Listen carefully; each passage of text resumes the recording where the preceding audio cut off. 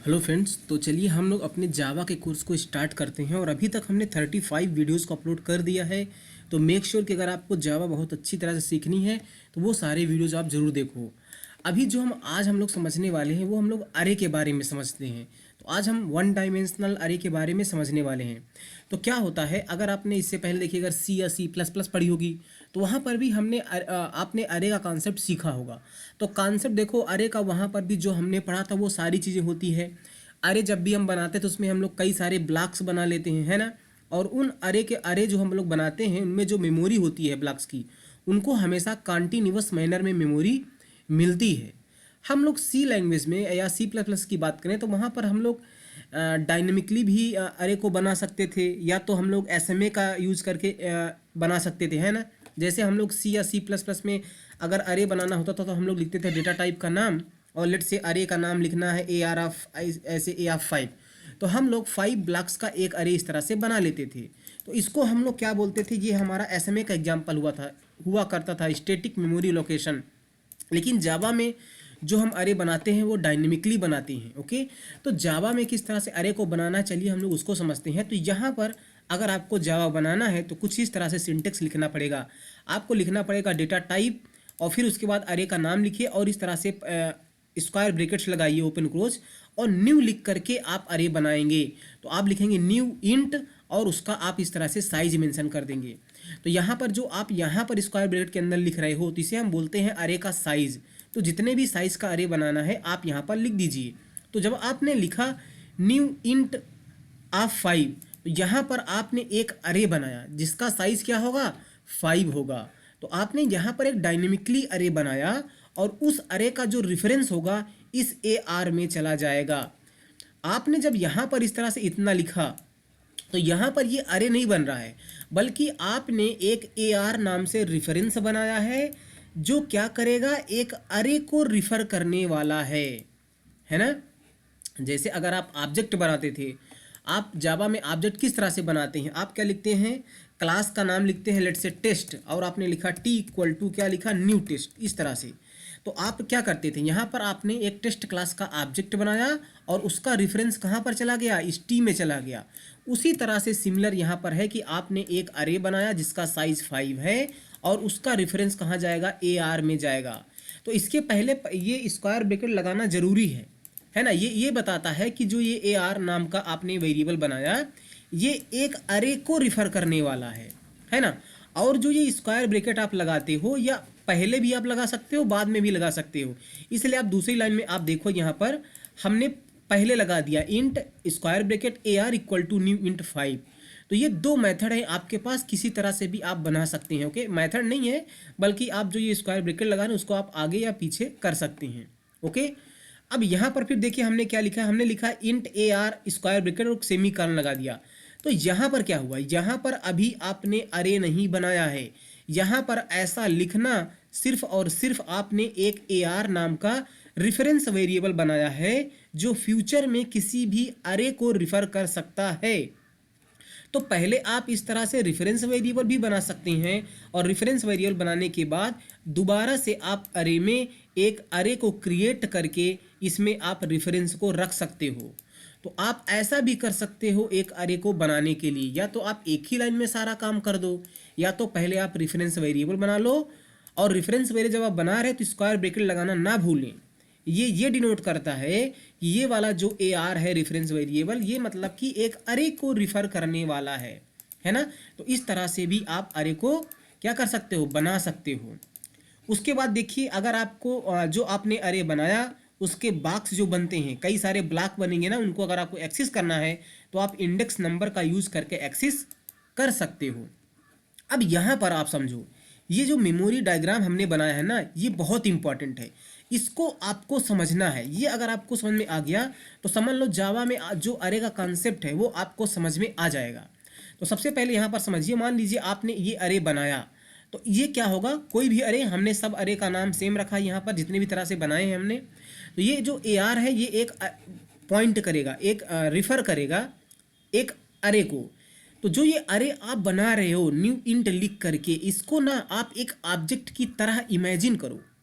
ये ऑब्जेक्ट है नहीं, लेकिन आप इसको क्या करो, ऑब्जेक्ट की तरह इमेजिन करो, तभी आपको बहुत अच्छी तरह से समझ में आएगा। तो क्या करो, ये जो हमने यहाँ पर एक ब्लॉक बनाया, इसको ये हमारा एक समझो कि ऑब्जेक्ट है, और इसके अंदर हमारा ये अरे बन गया, 5 साइज का अरे बन गया। तो ये जो हमारा ए आर है, इस ऑब्जेक्ट को इस तरह से समझो पॉइंट कर रहा है, और इसके अंदर एक हमारा अरे है जिसका हमने इंडेक्स नंबर लिखा है 0 1 2 3 4, है ना। और क्या होता है कि जब भी आप इस तरह से डायनेमिकली अरे बनाओगे तो इसके अंदर ऑटोमेटिकली एक लेंथ नाम का वेरिएबल बन जाता है। हमने क्या बोला कि ऑटोमेटिकली एक लेंथ नाम का वेरिएबल यहाँ पर बन जाएगा। और ये लेंथ नाम का वेरिएबल क्यों बनता है, ताकि ये जो अरे आपने बनाया है उसका ये लेंथ रख सके। तो जैसे आपने यहाँ पर जो अरे बनाया उसका साइज क्या है, 5 है, तो इस लेंथ नाम के वेरिएबल में क्या चला जाएगा, 5 चला जाएगा इस तरह से। तो आप समझो कि ये पूरा पूरा एक ऑब्जेक्ट है और इसके अंदर एक अरे है और एक लेंथ नाम का वेरिएबल है। तो अगर आपको इन ब्लॉक्स को एक्सेस करना है तो आप ये वाला स्क्वायर ब्रैकेट लगाओगे, उसके अंदर इंडेक्स नंबर मेंशन करोगे, A R of 0 equal to 10।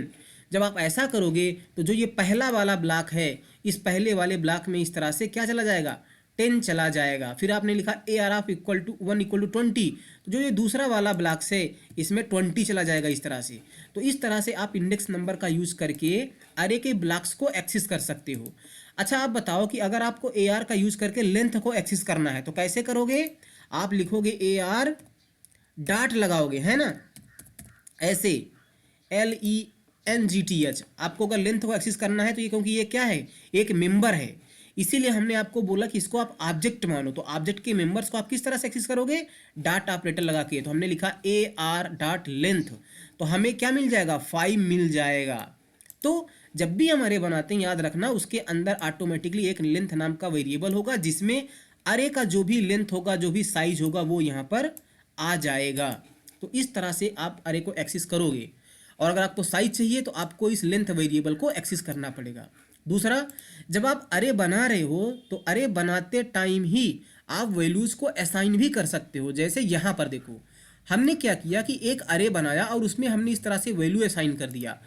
ध्यान इस बात को आपको रखना है कि जब भी आप अरे बनाते समय वैल्यूज़ को रखोगे तो आपको यहाँ पर साइज मेंशन नहीं करना है। हमने देखो इसको ब्लैंक छोड़ के रखा है तो ऑटोमेटिक ये अरे 5 ब्लॉक्स का बन जाएगा, क्योंकि हमने यहाँ पर 5 वैल्यूज़ को रखा है। तो दूसरी लाइन में देखिए, यहाँ पर हमने अरे को इनिशियलाइज यहाँ पर इस तरह से किया, लेकिन उसका हमने साइज भी मेंशन कर दिया है। तो ये गलत है, आप ऐसा नहीं कर सकते, ये इरर है, ये इरर दे देगा, ऐसा आप नहीं कर सकते।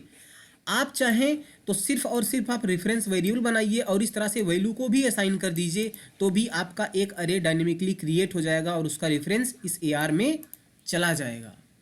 तो आप ये कुछ मेथड्स हैं जिनको आप यूज़ करके अरे बना सकते हो, और ये वाला डायग्राम आप जरूर याद रखना किस तरह से होता है। ओके, चलिए हम लोग एक सिंपल सा प्रोग्राम यहाँ पर लिख लेते हैं। जैसे मान लीजिए मैं एक अरे बनाता हूँ इस तरह से, और उसमें मैं लिखता हूँ न्यू इंट ऑफ 5 इस तरह से, है ना। अब हमें अगर अरे के 0 इंडेक्स पर वैल्यूज़ को रखना है तो हमने यहाँ पर रख दिया 10 इस तरह से, है ना। तो हमने इस तरह से वैल्यूज़ को रख दिया है। और अगर अब हम चाहें तो हम यूज़र से भी इनपुट ले सकते हैं, और अगर हमें यूज़र से इनपुट लेना है तो हमें स्कैनर क्लास को क्या करना पड़ेगा, यूज़ करना पड़ेगा। और इस स्कैनर क्लास के साथ में हमें standard input stream sister dot इनको एसोसिएट करना पड़ेगा, है ना। और क्योंकि हम लोग सिस्टम क्लास को, स्कैनर क्लास को यूज़ कर रहे हैं, तो उसके करस्पॉन्डिंग जो पैकेज होगा जावा डॉट यूटिल पैकेज है, उसके सारी क्लास को ही हम लोग यहाँ पर इंपोर्ट कर लेते हैं। अब उसके बाद मैं क्या करूँगा, मैं एक मैसेज लगाता हूँ system dot out dot println,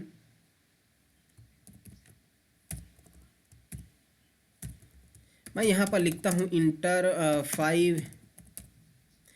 5 नहीं, मैं यहाँ पर 4 ही वैल्यूज इंटर कर लेता हूँ, क्योंकि हमने 0 वाले इंडेक्स पर वैल्यू असाइन कर लिया है। ओके, तो इंटर मैं 4 वैल्यूज कर लेता हूँ। तो 4 वैल्यू यूजर क्या करेगा, इंटर करेगा, और अगर वो इंटर करेगा तो मैं उसे इनपुट ले सकता हूँ। अब हमें 4 वैल्यूज़ को इंटर करना है, और अरे के ये जो 4 वैल्यूज़ मैं इंटर करने वाला हूँ, अरे के 1 इंडेक्स पर मैं वैल्यूज़ को रखूँगा, इसी तरह से अरे के दूसरे वाले इंडेक्स पर मैं वैल्यू को रखूँगा।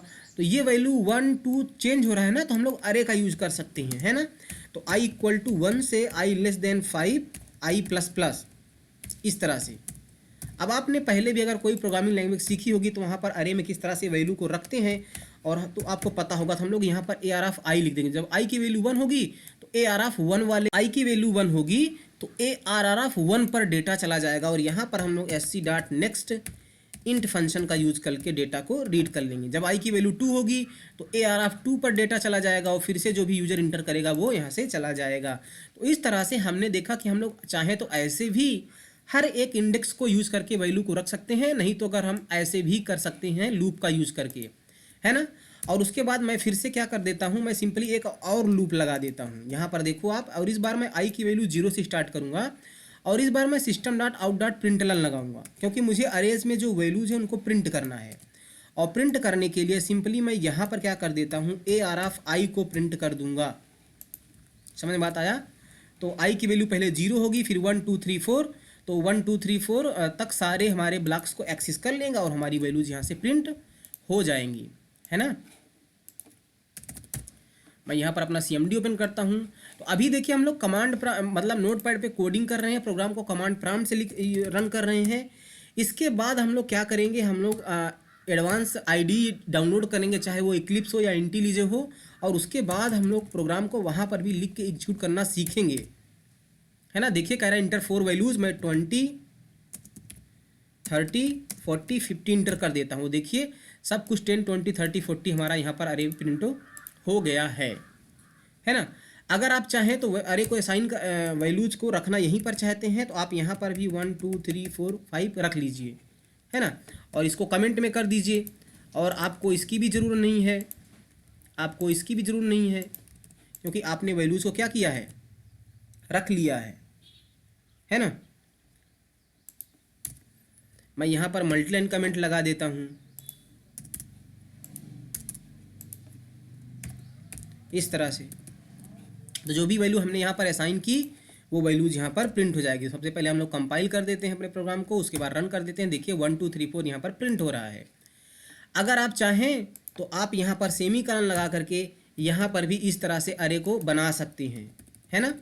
इस तरह से पहले आपने क्या किया, रेफरेंस वेरिएबल बना लिया और उसके बाद आपने क्या किया, अरे को क्रिएट करके उसमें वैल्यूज़ को रख दिया। ये देखिए यहाँ पर सब कुछ प्रिंट हो रहा है। तो आप किसी तरह से भी करें, यही सब कुछ हमारा अरे का कॉन्सेप्ट होता है। यहाँ पर हमने लेंथ वेरिएबल को एक्सेस नहीं किया। चलिए मैं इसको एक्सेस कर लेता हूँ। अब देखिए जो हम लोग यहाँ पर अरे बना रहे हैं, लेट सपोज मैं इसको अंडू कर देता हूँ थोड़ा सा। यहाँ पर जो लेट से हमने यहाँ पर 5 साइज का अरे बनाया था, है ना। और उसके बाद हमने क्या किया था कि हमने यहाँ पर यूजर से इनपुट किया था।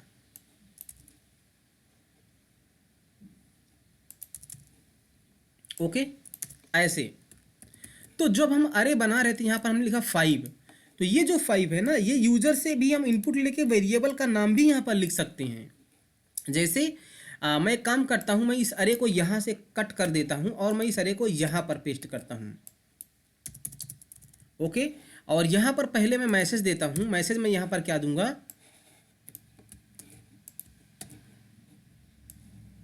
इंटर अरे साइज। जो भी यूजर क्या करेगा, साइज इंटर करेगा, let's say n equal to SC dot next int करके हम लोग उसको रीड कर लेंगे, है ना। और उसके बाद हम लोग क्या करेंगे, ये अरे बना लेते हैं और यहाँ पर हम लोग क्या कर देंगे, n को लिख देंगे। अब ध्यान से आप देख समझ रहे हो क्या करने हैं। हम लोगों ने n में एक डेटा को इनपुट लिया, अब हम यूजर से इनपुट मांग रहे हैं, तो n की जो भी वैल्यू होगी उसी साइज का हमने यहाँ पर अरे बना दिया है। समझ में बात आया आपको।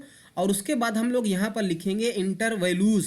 तो कितनी वैल्यूज यूजर को इंटर करना पड़ेगा, n नंबर ऑफ वैल्यूज। तो हम लोग यहाँ पर n को प्रिंट कर देते हैं। इस तरह से हम लोग यहाँ पर n की वैल्यू को प्रिंट कर देते हैं इस तरह से। तो इंटर n वैल्यूज प्रिंट हो जाएगा। और यहाँ पर हम लोग 5 नहीं लिखेंगे, n लिखेंगे, क्योंकि n नंबर ऑफ वैल्यूज को यूजर इंटर करना चाहता है ना। तो चाहे हम लोग यहाँ पर n को लिखें 5 की जगह पर, या तो हम लोग इस लेंथ वाले वेरिएबल को यूज कर सकते हैं, क्योंकि जो लेंथ वेरिएबल होगा अरे के अंदर उसमें भी तो उस अरे का साइज ही होगा।